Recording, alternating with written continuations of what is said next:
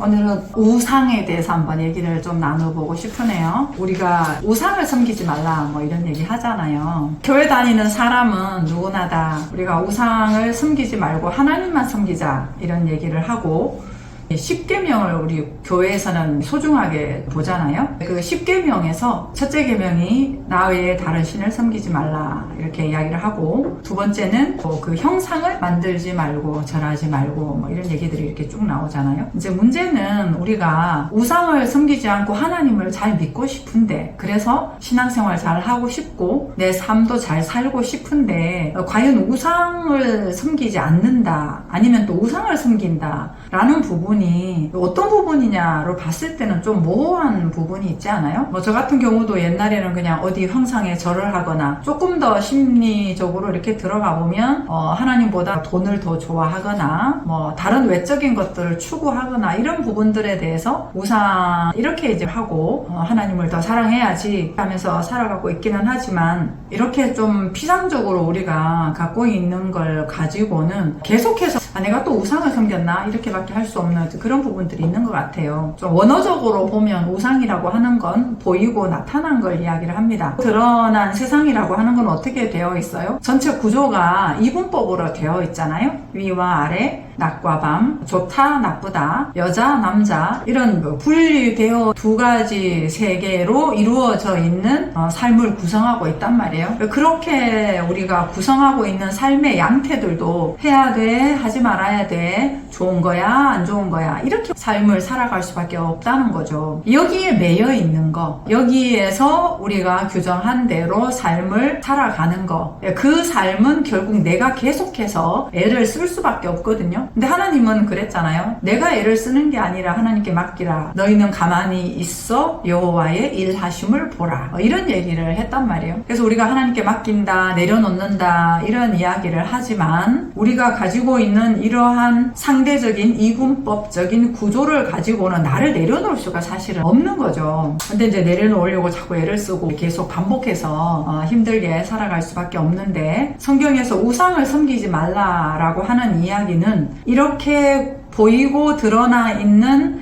삶의 양태를 보면서 전체 하나로서의 삶을 살아라 하는 얘기거든요. 다시 말하면 우리는 좋다 나쁘다 이렇게 하면 나쁜 것은 안 하려고 하고 또 좋은 것을 하려고 하는데, 이거야 뭐 안 좋은 건 아니죠. 그렇지만 그렇게 구분하고 있는 것도 우리의 기준으로 좋다 나쁘다를 구분하고 있으니까 이것도 또 제대로 된 근본적인 해결 방법은 아니라는 거죠. 그래서 우상을 섬기지 말라라고 하는 이야기는 보이고 드러나 있는 이러한 양태들을 보면서 그걸 구분하면서 살아가는 것이 아니라, 이 모든 것들이 합력하여 선을 이룬다, 모든 걸 감사함으로 받으면 버릴 것이 없다, 이렇게 이야기를 한 것처럼 전체가 우리 삶에 다 필요한 거였네. 밤도 필요하고 낮도 필요하고 힘든 것도 필요하고 또 가벼운 것, 좋은 것도 필요하고, 이런 모든 것들이 우리 삶에서 다 있는 것들이구나, 필요한 것들이구나. 그래서 그 전체를 감사하면서 즐기면서 전체적인 삶을 사는 걸 우리한테 얘기를 해준 거거든요. 우상이다라고 하는 건 우리가 보이고 드러나 있는 것에 갇혀서 거기에서 자꾸만 방법을 찾고 해결을 찾고 살아가는 걸, 전체 세상을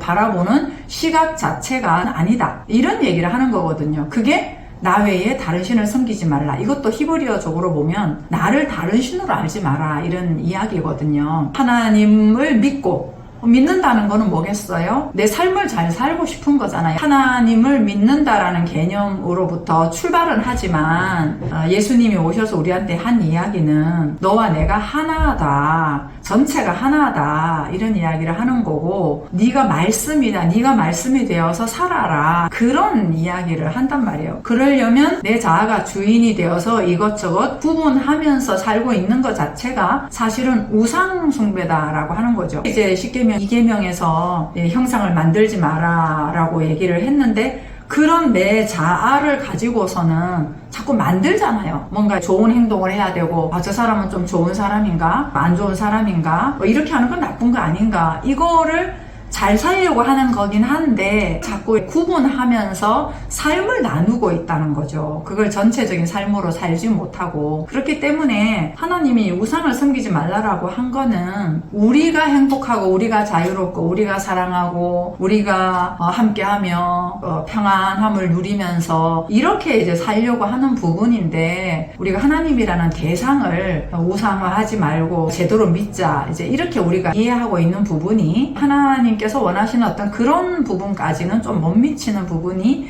있지 않나라는 느낌이 있습니다. 그래서 우상이라고 하는 부분을 우리가 제대로 알고 보여지고 있는 어떤 물리적인 행동, 그런 부분보다 조금 더 우리 내적으로 구분하고 있는 부분, 그런 구분으로부터 하나님의 뜻을 제대로 알면 정말 이 모든 우리의 삶에서 불필요한 것이 없구나라는 것으로부터 우리 삶을 더 오히려 건강하게 개선하면서 살아갈 수 있으니, 그런 말씀을 십계명에 먼저 해놓지 않으셨나 이런 느낌이 있습니다. 십계명 제일 중요하잖아요. 우리가 중요하게 여기는 건데 왜 1계명에 그게 있겠어요? 1계명이 했다는 얘기는 다른 말로 하면 다 우상을 섬기고 있다는 얘기거든요. 그리고 그게 또 나쁘다는 얘기보다는 이미 우리가 태어나서 지금까지 삶을 살 때는 우상을 섬길 수밖에 없다. 그렇게 우상으로부터 제대로 된 연합, 내가 하나님 나라로서, 내가 예수로서, 내가 성령의 사람으로서 삶을 살도록 하기 위한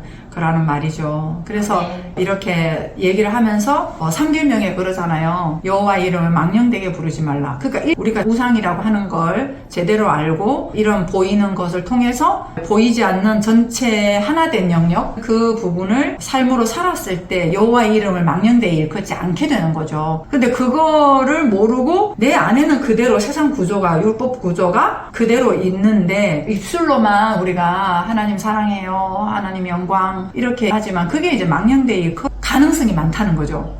참 이게 십계명, 1계명, 2계명, 3계명 나 외에 다른 신을 섬기지 말라, 또 형상을 만들지 말아라, 여호와의 이름을 망령되이 일컫지 말아라, 이렇게 이제 이야기를 하고, 그리고 4계명이 딱 그거잖아요. 안식일을 지켜라. 이게 돼야 우리가 안식인 거죠. 우리 진짜 평안하게 안정되게 그렇게 살고 싶잖아요. 평생 우리가 그렇지 않습니까? 왜 이렇게 힘들게 살아야 되나, 진짜 왜 힘든 일은 끝이 안 나나, 좀 쉬고 싶다, 그런 마음들이 우리 모두에게 다 있잖아요. 근데 그 평안이 되려고 한다면 10계명, 1계명, 2계명, 3계명이 무슨 말인지를 일단 알아야 되는 거고, 하지 마라, 하지 마라, 하지 마라 라고 한 이야기는 그런 구조가 아니다. 그러니까 새로운 구조를 알아라. 그렇게 얘기를 하는 거고, 그랬을 때 그 구조를 펼쳐주신 분이 누구예요? 예수님이시잖아요. 산상수훈에서 그 부분을 다시 설명하시잖아요. 근데 그것도 또 우리가 도덕적으로 이렇게 이해를 하면 진짜 이제 정말 우리의 애씀이라고 하는, 노고라고 하는 거는 끝이 없으니까 안식이 안 되거든요. 그래서 예수께서는 기존 율법 지도자들이, 그리고 우리가 알고 있는 그 모든 것들을 깨뜨리면서 그냥 사람을 살리는 쪽으로 가시잖아요. 안식일에 하지 말라고 한 거 예수님 하시면서 일어나 걸어가라 말씀하시고, 관에다가 손을 대면 안 되는데 그 율법 구조로 보면 그건 해서는 안 될 거잖아요. 근데 거기다가 손을 딱 대시고, 그러니까 예수님의 관심은 하나님의 사람들이 그 본래의 모습으로 회복되고 스스로가 정복하고 다스리는 주체로서 스스로의 평안과 또 전체가 하나 된 사랑으로 하나로 살아가는 그런 삶에 관심이 있으셨잖아요. 그래서 많은 사람들이 기적을 바라고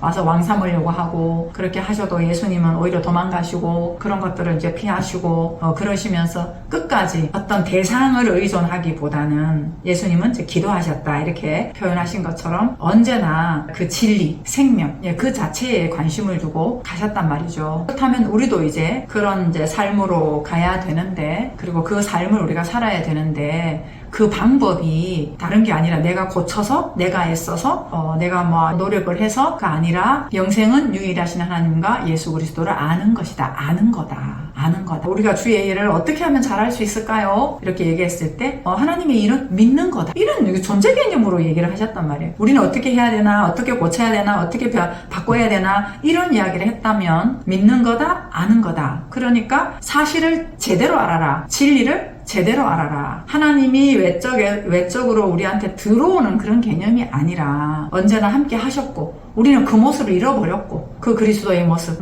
우리 안에 다 있는데 정말 그 기뻐하심을 입은 자, 정말 있는 그대로 충분한 사람, 그 모습이 다 있는데 그 모습이 이루어져서 우리가 여러 가지 방식으로 잘 살아보려고, 우리 속성은 하나님의 속성이니까 잘 살고 싶지 않겠어요? 그렇게 잘 살고 싶으신 그러한 속성이 있으니까 하는데 방법은 이분법이야, 방법은 율법구조야. 옳다 그러다, 이렇게 하면 안 돼, 저렇게 해야 돼, 이런 식으로 이해를 했라고 하는 것이죠. 근데 이제 그런 이제 부분들이 아니라 정말 우리가 어떤 존재인지를 알고 원래 우리의 속성으로, 사람으로, 예수님이 사람으로 오셨잖아요. 사람이 어떤 존재인지, 사람이 어떻게 사는 건지 그걸 우리한테 알려주셨다라고 하는 것이죠. 벌써 우리의 시각은 우상입니다. 사실은 우리의 시각 자체는 이미 보이는 데 갇혀 있거든요. 보이는 걸로 딱 보면은 벌써 쟤 왜 저래 뭐 이런 것들이 우리 되게 많잖아요. 그리고 또 나는 왜 이래 뭐 이런 것들이 우리의 삶에 아주 익숙하게 살아왔던 습관적인 것들이잖아요. 그래서 그게 이제 잘못됐다라기보다는 지금까지 우리가 알고 있던 방식으로 살아왔기 때문에 그런 거고, 그런 방식으로 계속 사는 한은 우리에게 안식이 이루어지지 않는다라고 하는 거고, 그래서 이제 우리의 삶에서 자꾸 고통의 역할을 하잖아요. 고통의 역할을 하면서 다시 한번 또 막 기도하고 말씀 보고 이러면서 삶을 세우려고 하잖아요. 근데 그 삶을 세우는 게 뭐겠습니까? 삶을 세운다는 게 뭐예요? 내가 좀 더 착하게 살자? 내가 좀 더 믿음을 가지며 살자, 이거겠어요? 그건 결과적으로 당연한 거긴 한데, 정말 착하게 살고 정말 내가 말씀대로 살고 라고 하는 그런 삶의 태도로 살아가기 위해서는 네가 어떤 존재인지, 정말 넌 그대로 괜찮다, 정말 그대로 괜찮다, 내 뼈 중에 뼈요, 살 중에 살이다, 기뻐하심을 입은 자 라고 하는 있는 그대로 충분한 생명체, 이러한 걸 예수께서도 말씀해 주셨고 지금도 계속 우리의 삶을 통해서 그거 하나 세워가시는 거죠. 그렇게 이제 세워갈 때 그렇게 스스로가 사람으로 세워졌는데, 저 사람도 보니까 정말 어여쁘고 어여쁜 자구나, 저 사람도 또 이분법으로 상대적인 구조로 그렇게 또 살 수밖에 없구나 하는 것들에 대해서 어떤 것이든지 우리가 사실을 알므로 이해가 되어지는, 그렇기 때문에 우리 모두가 다 하나다라는 것이 또 함께 이루어지고, 예수께서 말씀하셨던 연합하는 그런 개념들, 교회가 사실은 이런 걸 얘기를 하는 거죠. 교회에서 정말 그리스도의 모습을 드러낸다라고 하는 건 원래의 모습으로 우리가 삶이 이루어지는 것, 그러니까 교회에 와서만 찬양하는 것이 아니라 일상에서 사랑하고 감사하고 응원하고 격려하고 하는 그런 부분들이 이루어지는 것, 이게 원래 하나님의 뜻이죠. 그 뜻이 분명히 지금도 이루고 진행이 되어지고 있는데, 거기에서 우상이라고 하는 부분 조금 더 내적으로 또 삶의 양태로 나누어 봤습니다. 감사합니다.